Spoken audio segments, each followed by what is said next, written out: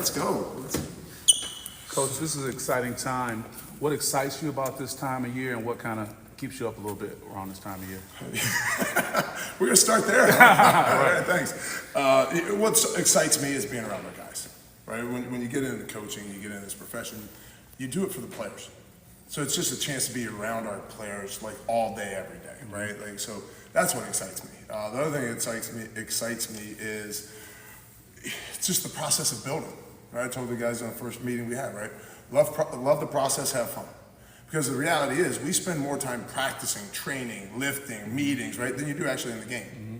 When you think about a game, right, they say, a game is 5 to 7 seconds per snap, right, if you're playing 60, 70 plays. So you have about 6 minutes of actually snap to whistle in a game, right? Okay, you do that over the course of a 12-game season, hopefully 14, 15 games. You're talking an hour and a half that you actually play when you really think about it. Wow, yeah. Right, from snap to whistle, you actually play. You spend an hour and a half playing. We were just out there for an hour and a half in one day. Sure. All the time in the lifting. So it's just the process of building, right? You have to, this time of year, you have to love that process of building. And like I said, being around guys, it's fun. Yeah. Anything kind of stay on your mind, top of mind? Oh yeah, punt protection, kickoff coverage for sure, right? And then making sure somewhere along the way we can get some pressure on the quarterback to make sure that they have to punt the ball. Yeah. So yeah, those things are on my mind. Is that something you can address, or you just hope for the best that people pick up on things? And yeah, it's just that process of the meetings, right? Yeah. That right. Again, loving that process. It is the lifting. It's the practice, but it's also getting in that meeting room and teaching. Hey, let's make sure our eyes are here. Let's make sure our stance is here. Make sure you're loading the weight. As simple as I've got to move to my right. Make sure the weight is on your left big toe to push to go that direction. And you see something in a stance. It's not. It's just keep coaching, keep teaching. Right.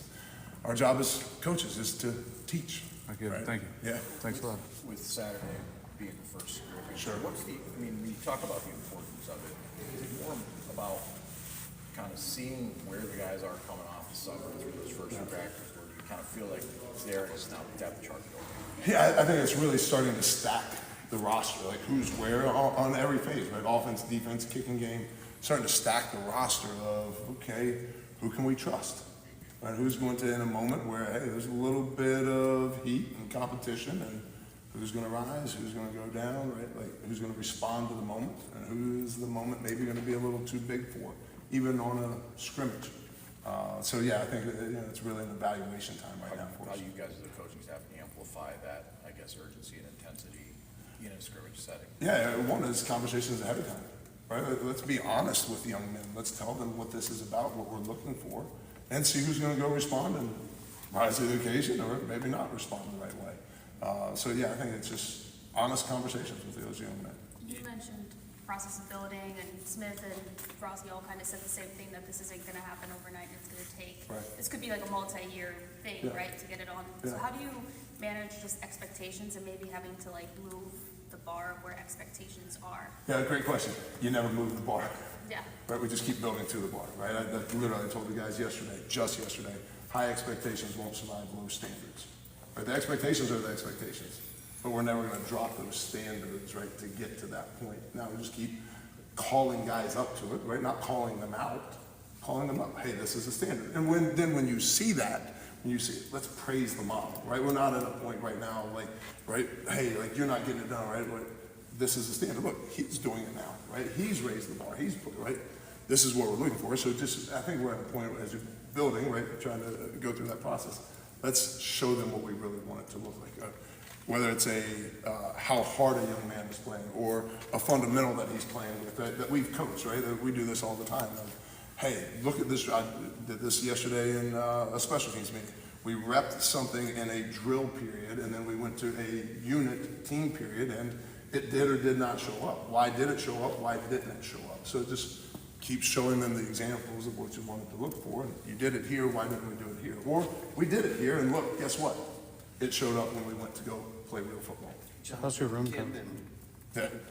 Stephen, Jonathan Kim obviously give you a couple of returners. I guess what have you seen from them in fall camp, and any update on returners? Yeah, I think just overall, just a couple of young men that are very intentional about the work, very intentional about that process, right? As you look at who they are, and they're just very focused young men. And I think they're also young men that they come out every day with an intent and goal of, I'm going to get better at this. Right? You go out to practice every day. Like, I've got to get better at my takeoff. I got to get better with my hands. I've got to get better at how I bend, how I move, how I write C blocks. Right? You're working on all those things, but we should be coming. Part of that process of building is like, I am going to walk off this field today knowing I was better at X, Y, or Z. Whatever you choose that, but just trying to. For those are young men that walk out like, I'm going to work on this fundamental today and be better when I walk out of here than when I walk in. And anybody who's getting out in the return game, I know we. Yeah, there are a couple of, there's certainly good young men, back there, obviously, Alante Cadillac has done a great job back there and been consistent. And then, we're just trying to find some other young men that, are ready for this moment. I think there's a, group of guys that we're just keep attacking, keep evaluating. Coach KB can, also talk to that because he handles the return phases a little bit more than I do. And he's paying attention.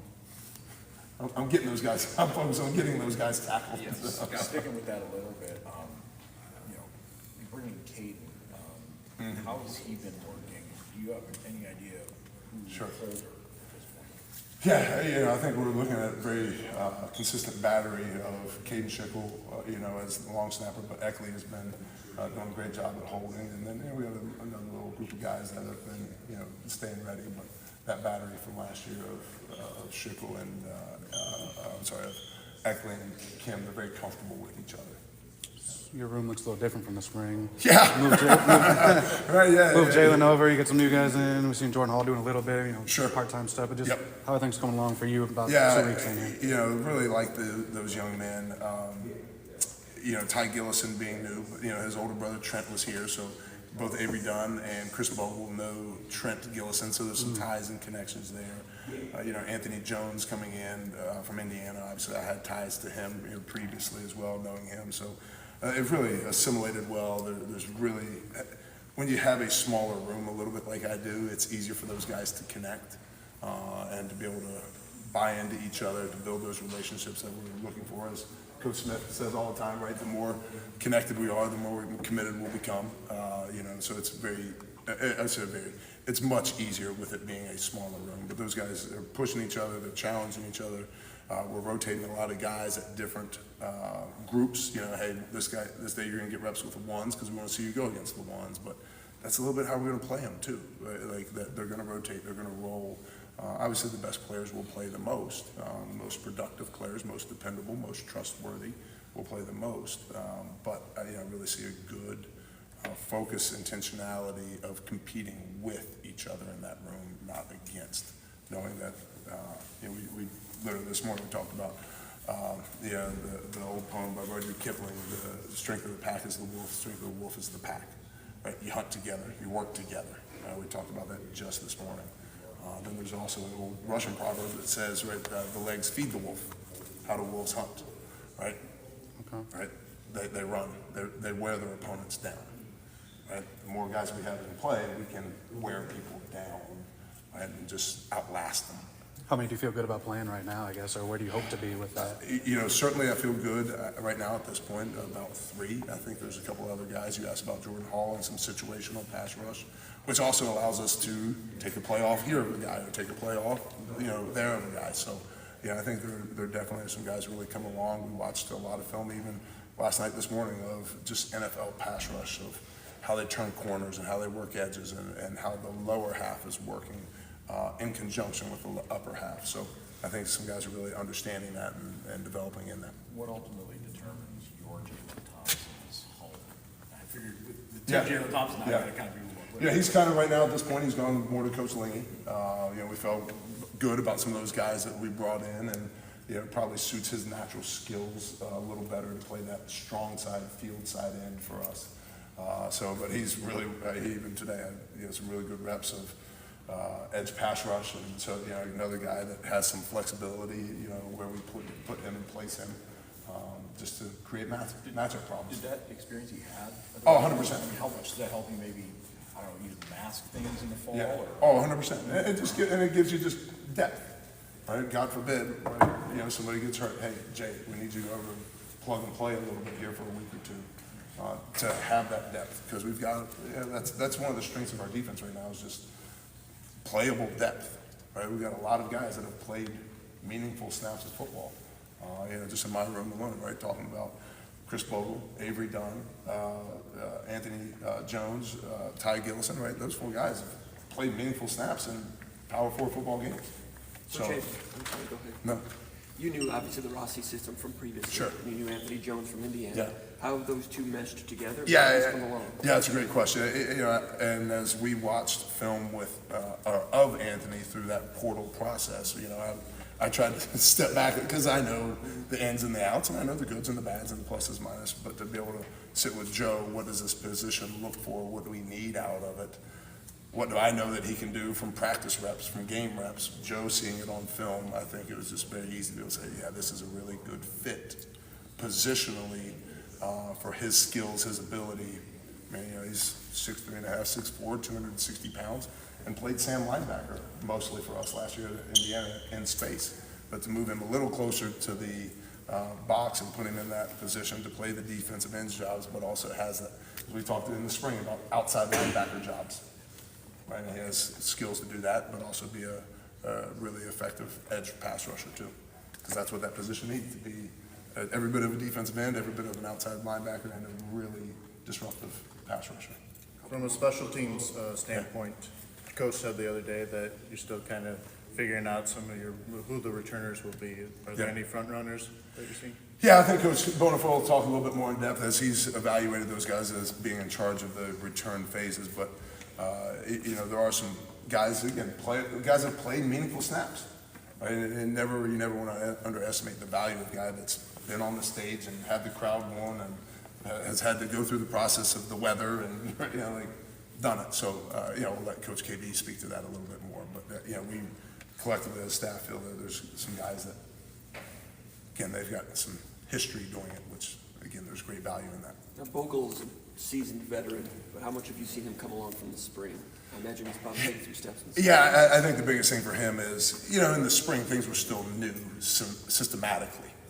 And as we go through meetings, Chris sits front row, dead smack in the middle. And he is the front row, middle of the row student, right? And again, we're only talking, right, 2 rows, right, 3 across, right? It's not like, but you can just see the processing, right? When you have conversations in meeting, right? You ask questions in meeting, it's just, it's the conceptual understanding is really going to the next level for him. Because when you look at OTAs from February, pre-spring ball, now you reinstall it in spring ball. We do our OTAs over the summer with those guys. There's 3. Now we're preseason camp. We're into the 4th install really on packages for him. So you can just see the conceptual understanding. Which then when you do have that, now you start to play fast. Because you're not thinking, I know what I'm supposed to do. I know what these keys look like. I know what the reactions are. Now I can go play fast. And I think that's where Chris is right now. The processing is slowing down, so his speed is going up. Just for clarity, how do you and Keith split that up? So I kicking kind of punt handle the coverage? coverage units. Yeah, I handle the coverage units, punt and kickoff, which really are defensive units. Sure. Right, and then Keith handles more of the return units, right, which are blocking, catching, Field goal? offense, defense. Okay, gotcha. Yep. Who's the fake or the trickster department? Who Well, comes I up guess best we're kind of there? both because Okay. you're talking punt fakes, Sure, or you sure. could be talking field goal fakes. That's collaborative type of thing, and you guys have some And we skills. still come together. We still meet. We've got a staff, of analysts and support staff that we're putting the whole thing together as a staff. But again, those guys kind of lean towards more of the returns, more, which helps us divide our time to still offensive and defensive responsibilities. You mentioned that Gillison has some connections here. Otherwise, when you looked at him on film when he was in the portal, what Yeah. did you see and what have you seen since? Yeah, you saw some of the outside linebacker traits, right? You saw outside linebacker traits, coverage, drop ability, but then also, some edge pressure, turning the edges, pass rush stuff that, and, he's been able to show that for us too here in preseason camp that has ability to have athleticism on that edge that we need. Thanks, Coach. Yeah, absolutely.